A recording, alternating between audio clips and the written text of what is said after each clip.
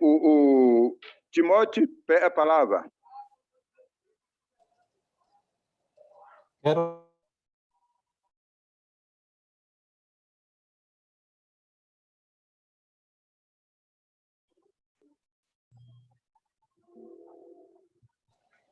Fico muito contente com a sua presença.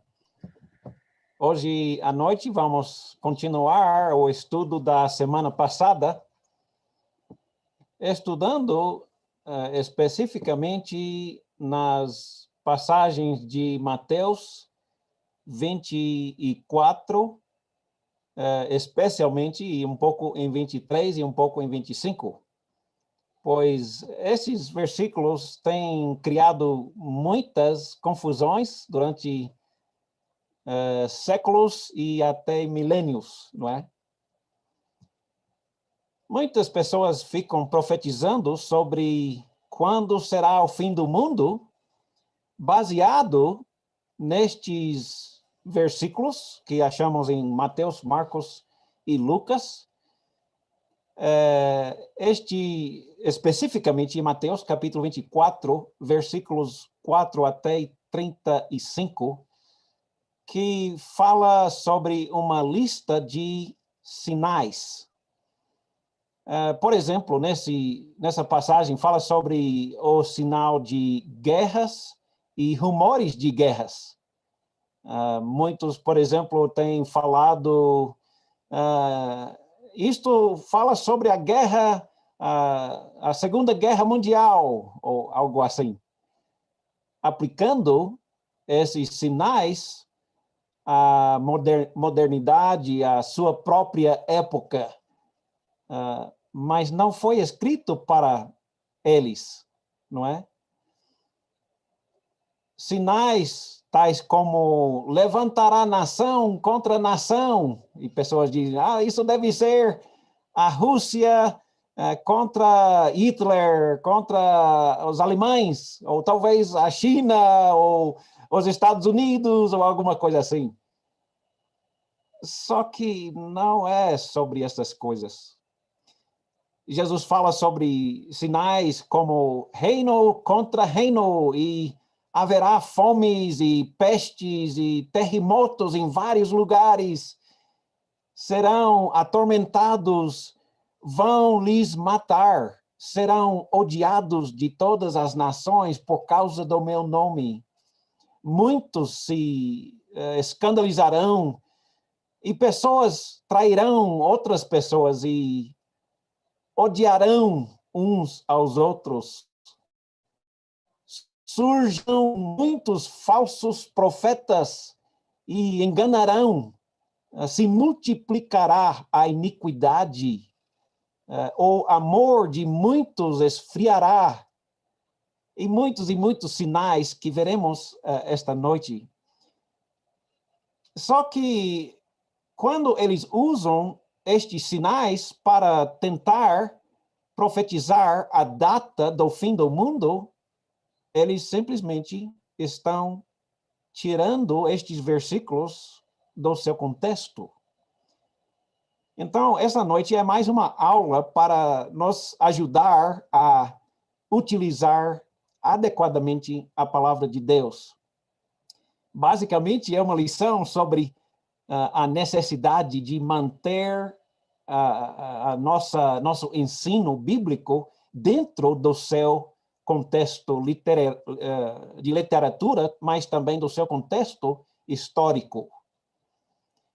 Vamos, então, observar qual é o contexto em que vem essa lista de sinais que veremos. Vamos começar em Mateus capítulo 23, começando em versículo 35.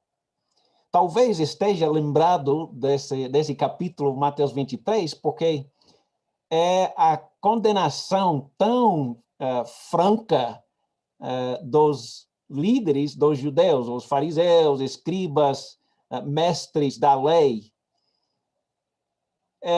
Ele condena friamente e publicamente a vida deles. E chegando em Mateus 23, versículo 35, Jesus diz, por causa disto, vocês que receberão o castigo por todas as pessoas inocentes que os antepassados de vocês mataram, desde o justo Abel até Zacarias, filho de Baraquias, o que vocês mataram entre o santuário e o altar. Uau! Jesus continua com essas condenações públicas bem fortes e chocantes. Digo a verdade a vocês, são as pessoas dessa geração que receberão o castigo por todos esses pecados.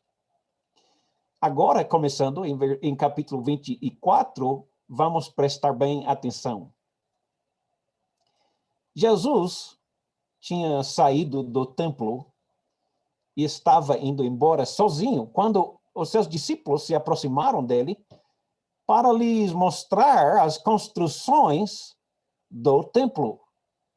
É importante, é necessário observar, primeiro, os grandes pecados dos líderes dos judeus, o castigo profetizado de Jesus contra os judeus, não é? Os líderes dos judeus que não creram em Jesus. E agora, o contexto, observando, Jesus está saindo do templo e os discípulos estão mostrando a Jesus o grande templo, a grande construção do templo. Até hoje, existem as pedras da fundação deste templo. As pedras angulares, as pedras grandes. Essas pedras que ainda existem hoje, ainda você pode ir lá e ver pessoalmente. O tamanho de uma só pedra dessas é o tamanho de uma carreta. Imagina. E imagina a força necessária para cortar essas pedras da montanha, muitos quilômetros de distância do lugar onde estão depositados até hoje. É uma das grandes maravilhas do mundo até hoje, essas pedras. Jesus se lembra, disse que nenhuma pedra ficará em cima da outra. Então, essas são as pedras. Só que nenhuma das pedras ficou em cima, não é? Essas são as pedras da fundação. Então, Jesus saindo do templo, Jesus então disse a seus discípulos, vocês estão vendo todas essas coisas? O templo, não é? E Jesus falou uma coisa muito chocante. Eu lhes digo que não ficará uma pedra sobre outra que não seja derrubada. Achamos esse mesmo contexto em Mateus, como vemos, Marcos 13 e Lucas capítulo 21. Mesmo contexto, algumas diferenças para você pesquisar um pouco mais. Mateus 24, Marcos 13 e Lucas 21. Em versículo 4, escuta, quando Jesus se sentou na Monte das Oliveiras, seus discípulos se aproximaram dele e lhe perguntaram, em particular, diga-nos. Agora preste bem atenção. Esses discípulos vão fazer várias perguntas. Não é uma só pergunta. E não é uma só resposta. Temos que prestar atenção ao contexto. Primeira pergunta. Quando essas coisas vão acontecer? Ou seja, quando vai ser derrubado o templo. Isso tem que ser uma catástrofe, não é? Porque a construção é imensa, incrível, glorioso até. Mas não foi só essa a pergunta. A segunda pergunta: qual será o sinal que mostrará que chegou o tempo? Mas que tempo? O tempo da sua vinda. Será que a vinda de Jesus é o mesmo tempo que o templo será ser destruído? Ou eles estão se referindo a um só evento, a destruição sendo a vinda de Jesus? Está entendendo? Porque observa agora a terceira pergunta. E qual será o sinal que mostrará que chegou o fim do mundo? São 3 perguntas. E, na realidade, são perguntas um pouco confusas. E é justamente por isso que existe uma confusão. Mas Jesus vai explicar por que essa confusão e não precisamos ficar em dúvida. Vamos prestar bem atenção sobre o pensamento dos próprios apóstolos que estão perguntando. Porque, escuta, os apóstolos aparentemente estão, naquele dia, estão pensando que Jerusalém será destruído só quando Jesus voltar. Perceba que eles estão esperando Jesus ser o imperador mundial, ser o rei, vencer os romanos, não é? Eles estavam esperando um reino material, físico. Mas eles não entendem. Então, os apóstolos estão pensando que a destruição de Jerusalém é o mesmo dia do fim do mundo, da volta de Jesus. Eles não podem distinguir uma da outra. Entende?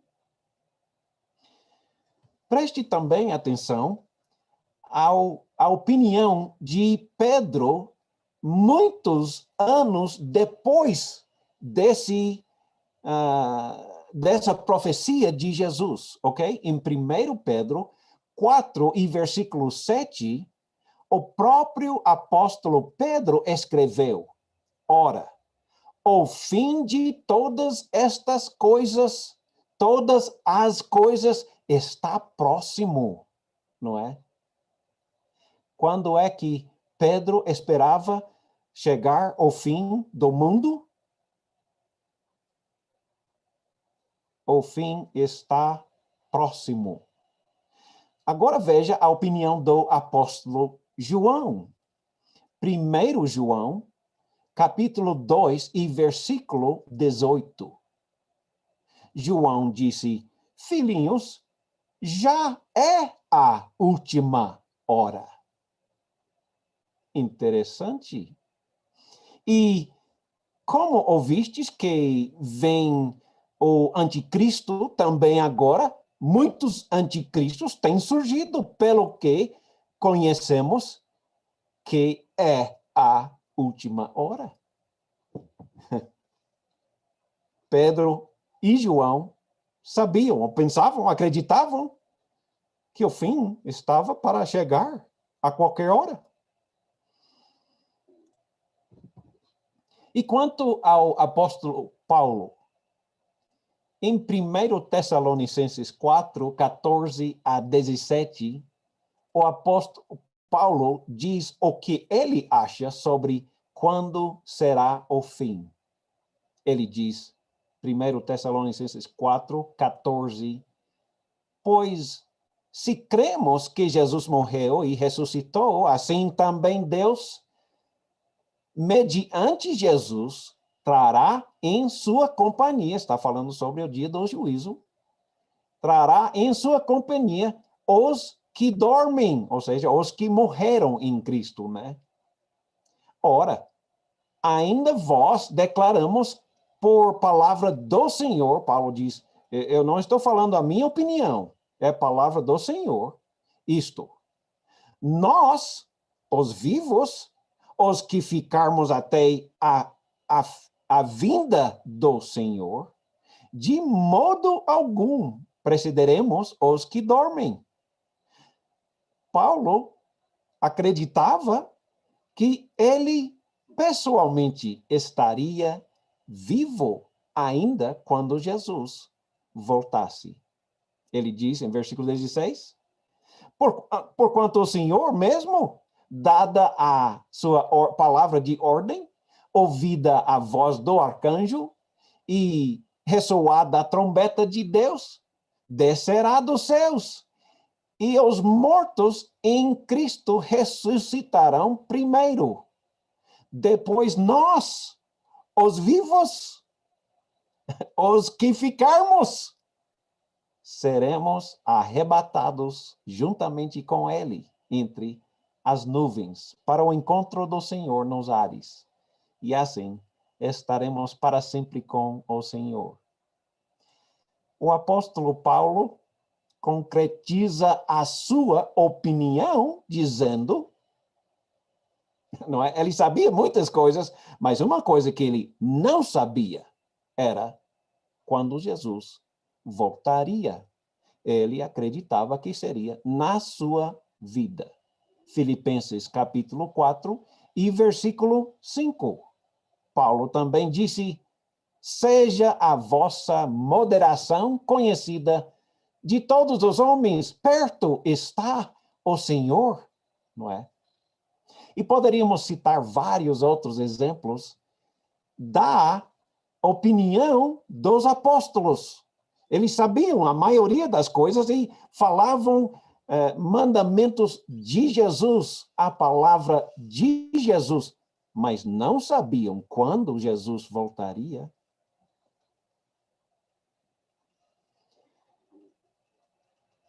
Entenda, existe dois fins. Na realidade, existem muitos fins. Por exemplo, Noé e a arca havia um fim de humanidade, sem contar com os 8 da família de Noé. E vários outros fins profetizados e cumpridos. Nesse contexto de Mateus 24, também existem dois fins. O fim de Jerusalém e o fim do mundo, o fim do tempo, o dia do juízo.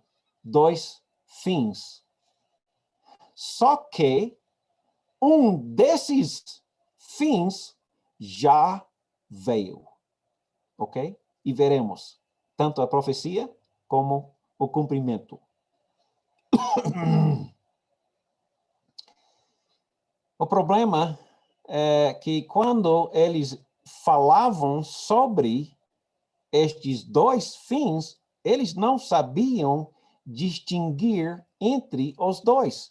Nós sabemos, porque um dos fins já passou, não é?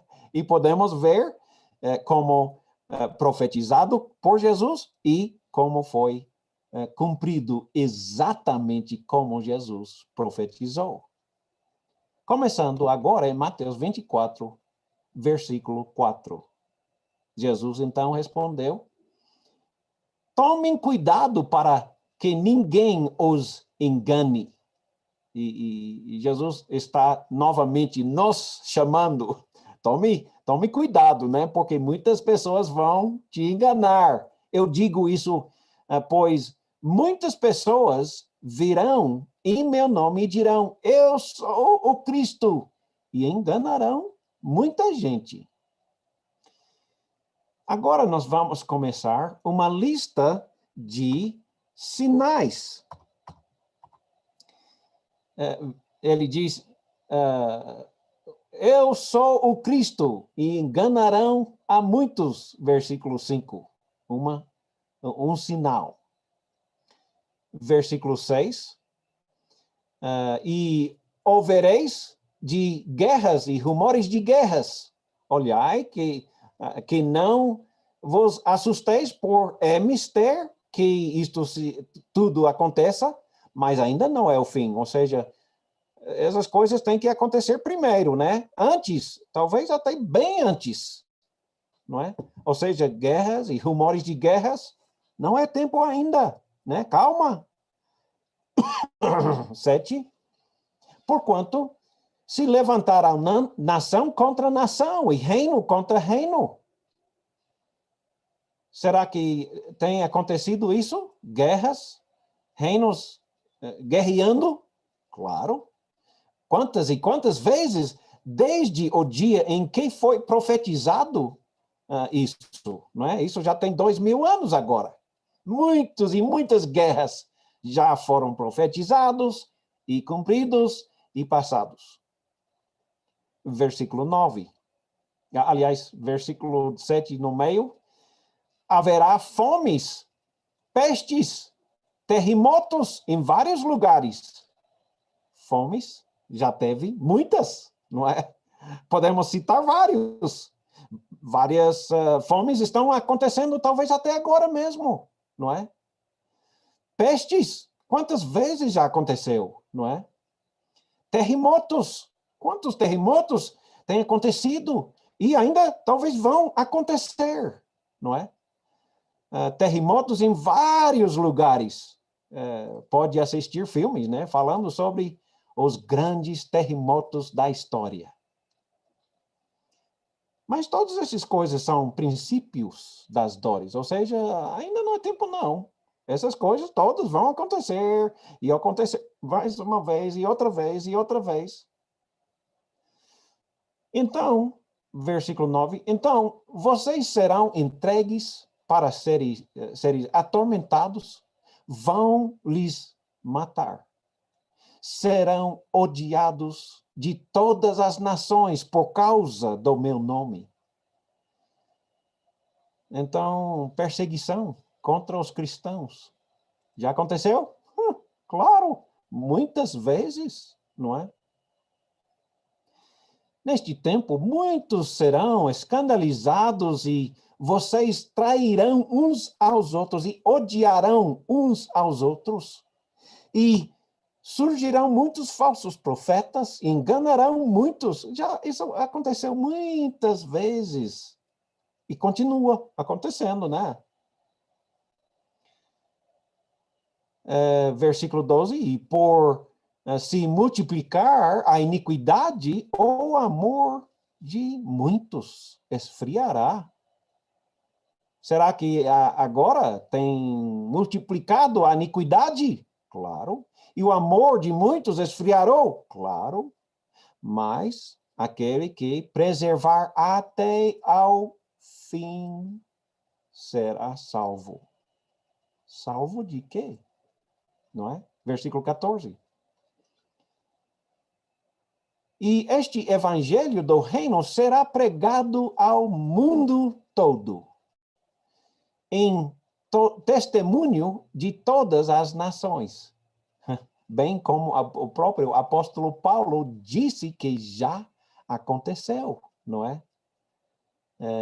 Quando Paulo estava ensinando em Atos capítulo 19, foi para a escola de Tiatira, quando Tirano, aliás, e ensinando, e muitas pessoas estavam aprendendo e saindo e ensinando outros, e toda a Ásia, que era o mundo, basicamente, daquele tempo, todo o mundo, toda a Ásia ouviu a palavra, não é?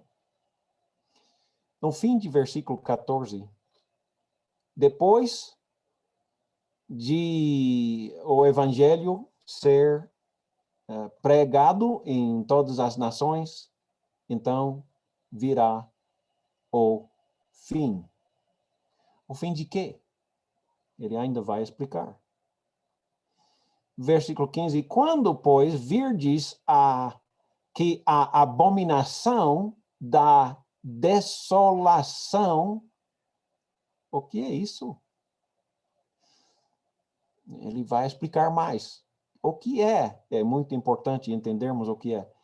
A abominação da desolação, de que falou o profeta Daniel, ou seja, é alguma coisa que Daniel profetizou, que vai acontecer. E vai acontecer onde? Está no lugar santo, ou seja, no templo, não é? No lugar santo dentro do templo. Então Jesus fala uma coisa curiosa. Quem lê, entenda. Quem estava lendo, ou seja, a quem Jesus estava escrevendo estas coisas? Aquele povo.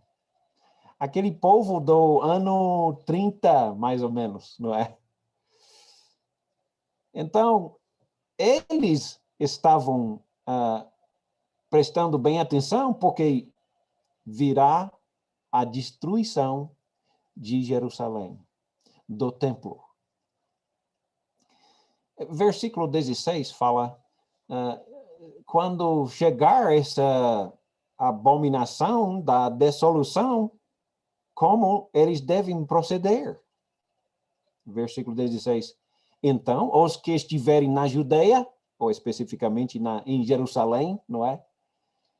Fujam para os montes. Fujam. Pense um pouco comigo. Se ele estivesse aqui falando sobre o dia do juízo, alguém vai conseguir fugir? Não, aí não dá, não pode, né? Ninguém vai conseguir fugir, mas a este fim conseguirão fugir. E Jesus agora está dando as dicas, os sinais, quando exatamente o momento, o último minuto, o último segundo, quando devem fugir para os montes. E quem estiver sobre o telhado, não desça e tirar alguma coisa de dentro da sua casa. E quem estiver no campo, não volte atrás e buscar a sua mala, as suas roupas. Depois ele vem dizendo algumas lamentações, mas aí das grávidas e das que amamentarem naqueles dias, importa ser grávida ou amamentando quando vier Jesus, no dia final, no dia do juízo? Não, claro que não. Isso não importa nem no mínimo. Versículo 20. Orai para que a vossa fuga não aconteça no inverno. Será que a volta de Jesus vai ser importante se for no inverno ou no verão? Não, claro que não. Que diferença faz? Nenhuma. Ele não está falando sobre o fim do mundo, o dia do juízo aqui. Ele está sim falando sobre o último momento para fugir para as montanhas. E agora, se vai fugir para as montanhas, não vai ser nada bom se fugir no inverno, não é? Quem vai sobreviver? Ora também que a sua fuga não seja no sábado, porque é muito limitado a distância que pode andar, né? É muito difícil se esconder do perigo. Porque haverá, então, grande aflição, como nunca houve, desde o princípio do mundo até agora, nem tampouco há de haver. E se aqueles dias não fossem abreviados, nenhuma carne se salvaria, mas por causa dos escolhidos serão abreviados aqueles dias. Então, nós estamos aqui falando sobre alguma perseguição terrível. Eles vão ter que fugir e se esconder para ser salvo da destruição de Jerusalém. Porque, então, alguns vão dizer, eis o Cristo, está aqui, ou ali. Não acreditem. Porque surgirão falsos cristos e falsos profetas, e farão tão grandes sinais e prodígios que, se fora possível, enganariam até os escolhidos. Eis que eu vou-lo tenho predito. Ainda bom, né, que Jesus está profetizando, predizendo exatamente como vai ser. Ele ainda fala sobre falsos sinais, em versículo 26. Portanto, se vós disserem, eis que ele está no deserto, não saiais. Eis que ele está no interior da casa, não acrediteis. Então, o fim de Jerusalém. Ou será que ele está falando sobre o fim do mundo? Vai ficar ainda mais confuso. Versículo 27. Porque assim como o relâmpago sai do oriente e se mostra até no ocidente, assim será também a vinda do Filho do Homem. Pois onde estiver o cadáver, aí se ajuntarão as águias. E logo, depois da aflição daqueles dias, o sol escurará. A lua não dará a sua luz. As estrelas cairão do céu. E as potências do céu serão abaladas. Coisas bem estranhas, né? Coisas universalmente catástrofe. Mas compara isso com aquela profecia de Joel. Se lembra quando Joel falou em Joel capítulo 2, versículo 29 até 31? E depois, quando o próprio apóstolo Paulo, todos os apóstolos, no dia de Pentecostes, em Atos 2, citou aquela profecia de Joel, capítulo 2. Leia comigo em Atos, capítulo 2, começando em versículo 16 até versículo 21. Lembre-se o que está acontecendo. Todas as muitas e milhares de pessoas estão temporariamente em Jerusalém no dia de Pentecostes, né? Celebrando essa dia muito especial de Pentecostes em Jerusalém. Mas o que ocorre, os apóstolos dizendo, né? O que ocorre é o que foi dito por intermédio do profeta Joel. Acontecerá nos últimos dias, diz o Senhor, que derramarei do meu espírito sobre toda a carne. Vossos filhos e vossas filhas profetizarão. Vossos jovens terão visões e sonhos os vossos velhos. Até sobre os meus servos e sobre as minhas servas derramarei o meu espírito naqueles dias. E profetizarão, mostrarei prodígios em cima, nos céus, e sinais embaixo na terra, sangue, fogo e vapor de fumaça. O sol se converterá em trevas e a lua em sangue, antes que venha o grande e glorioso dia do Senhor. E acontecerá que todo aquele que invocar o nome do Senhor será salvo.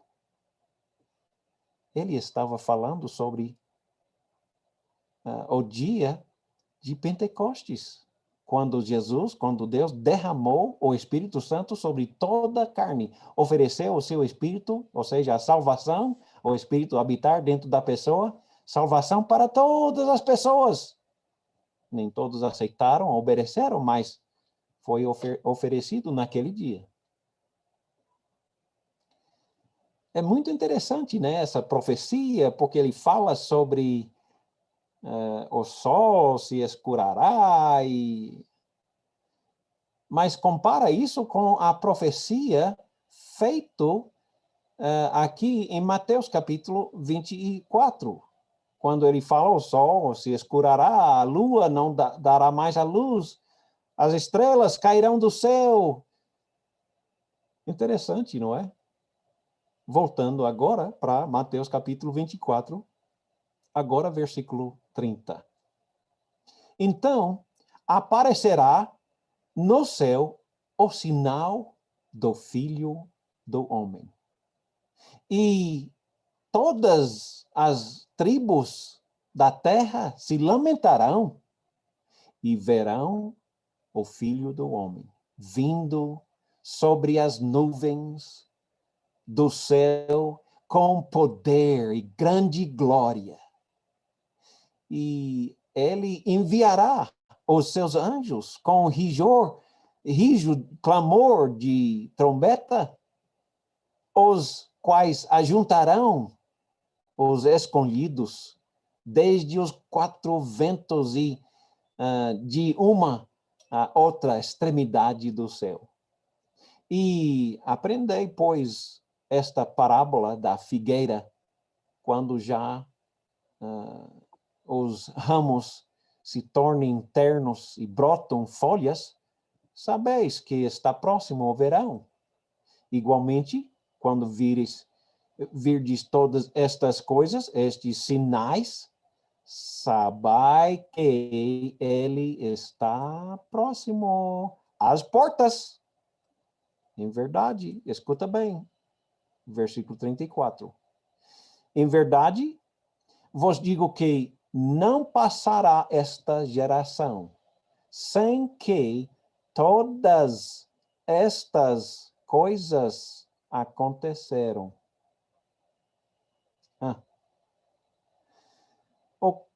O céu e a terra passarão, mas as minhas palavras não hão de passar. Interessante, não é? Todos estes sinais vão acontecer antes de chegar ao fim daquela geração. Ou seja, tudo aquilo que ele falou, todos aqueles sinais serão cumpridas dentro da vida das pessoas presentes naqueles dias. E realmente aconteceu, uns 40 anos depois. Preste bem atenção ao versículo 36. Eu diria certamente o versículo mais chave de entender toda essa confusão. Por favor, preste bem atenção. Mateus 24, 36. Ninguém sabe o dia ou a hora em que estas coisas acontecerão. Nem os anjos do céu, nem o próprio Filho. Somente o Pai. Somente o Pai sabe quando elas vão acontecer. Os apóstolos sabiam quando viria o fim? Não. Os anjos sabiam? Não. Jesus sabia? Não. Ele disse que não sabia. Você acredita? Você acredita nas palavras de Jesus? Ele não sabia? Pergunta curiosa. Jesus também podia confundir quando seria o fim de Jerusalém e o fim do mundo? Ele não sabia quando era o fim do mundo. Como ele podia saber? Eis a sua resposta dessa enigma, não é? Eles não sabiam. Se você acredita nas palavras da Bíblia, dessas palavras, entenda bem.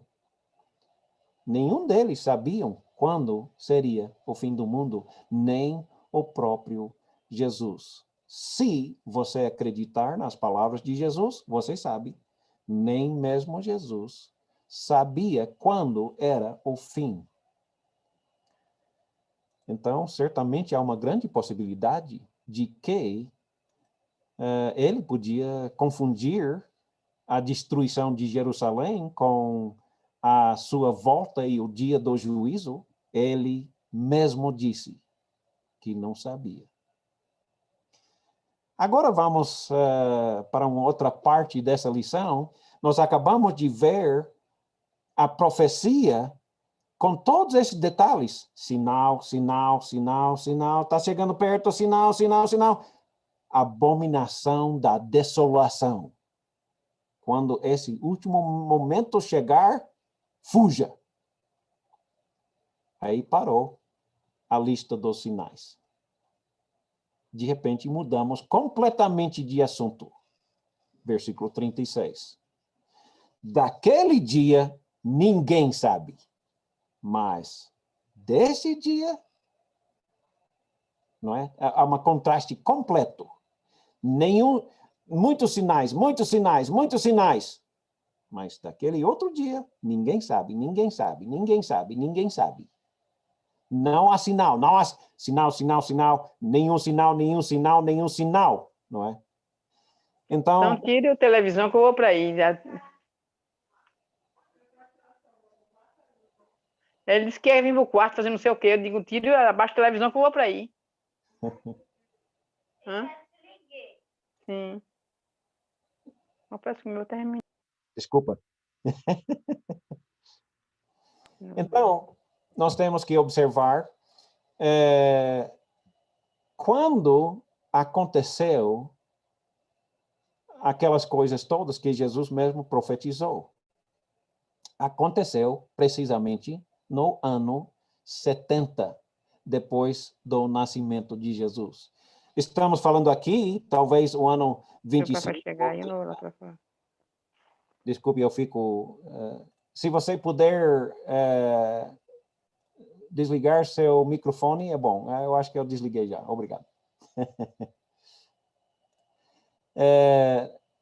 Nós estamos observando a história contado especificamente de um judeu que aparentemente acreditou em Jesus, que estava presente aqueles 40 anos depois, no ano 70, ele está escrevendo sobre o que aconteceu, certo? Só que nós não vamos para ano 70, nós vamos bem antes. Nós vamos agora para o ano 168 anos antes de Jesus nascer, ok? Nesse ano, no ano 168, antes de Jesus nascer, o rei grego Antíoco Epifânio, esse rei invadiu Jerusalém, capturou a cidade. E ele marchou até o templo judeu. Ele levantou uma estátua do deus grego Zeus. E lá sacrificou um sacrifício para o deus grego Zeus, e o sacrifício era um porco. Eis a abominação da desolação. Fazendo uma estátua, uma imagem de um deus grego, Zeus, no templo, no lugar santo, exatamente como Jesus profetizou. Só que isso foi bem antes, não é? Isso foi bem antes, 166. E os judeus presentes naquele dia, quando Jesus falava, lembrava isso. E eles também lembravam aquela profecia de Daniel. Se lembra que Jesus falou?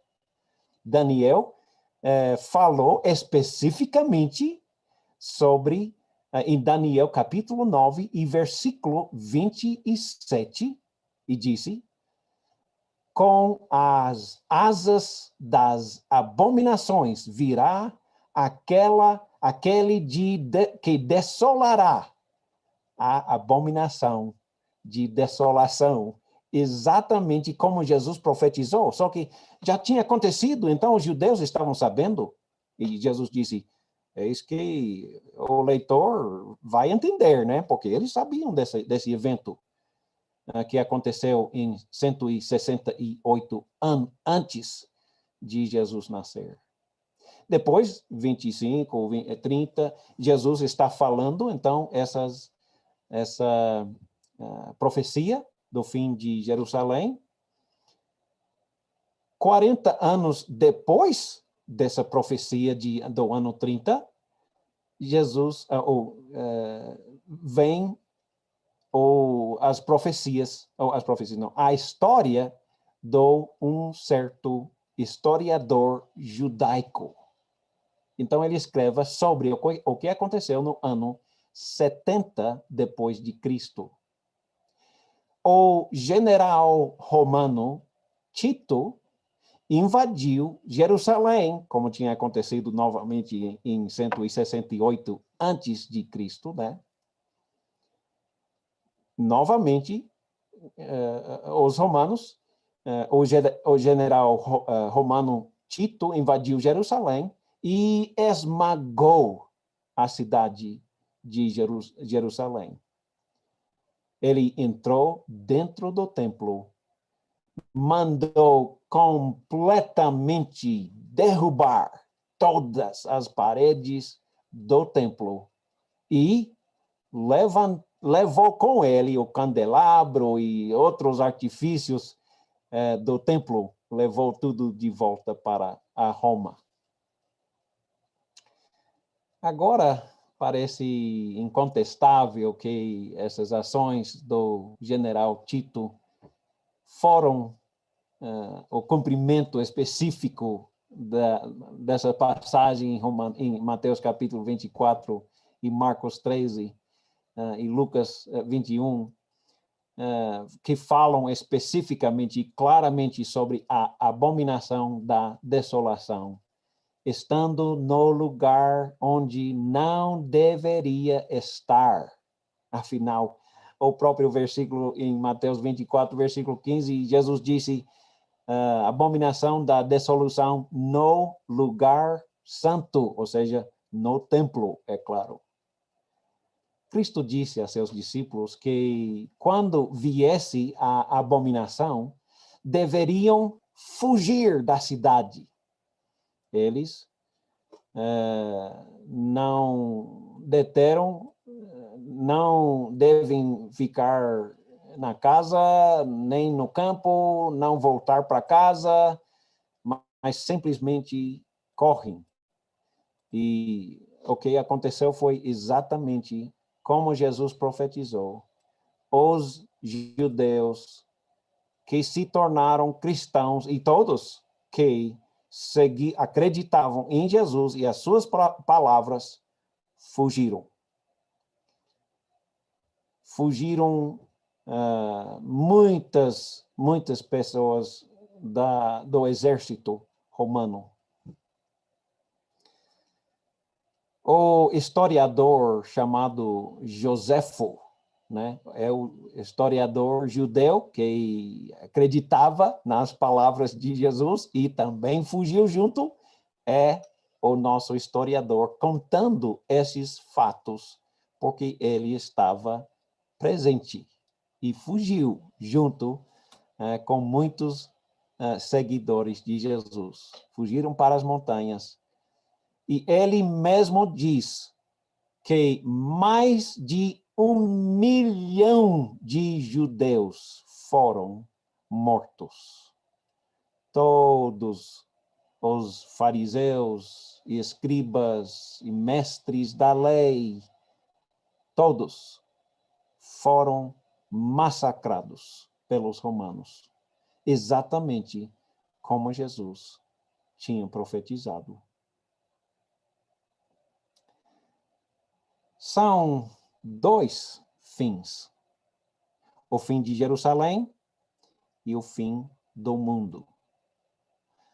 Há muitos sinais que vão definir a hora e o minuto final para fugir do fim de Jerusalém, mas não há nenhum sinal do fim do mundo. Os apóstolos não sabiam quando era o fim do mundo. Creio eu tenho certeza, que os apóstolos todos morreram sem saber quando seria o fim do mundo e o dia do juízo. Imagina só se os homens soubessem a data do fim do mundo e tivessem sinais.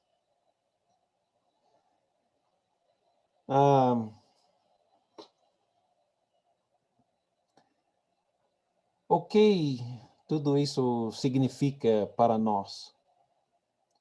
Há certas coisas que podemos saber com certeza.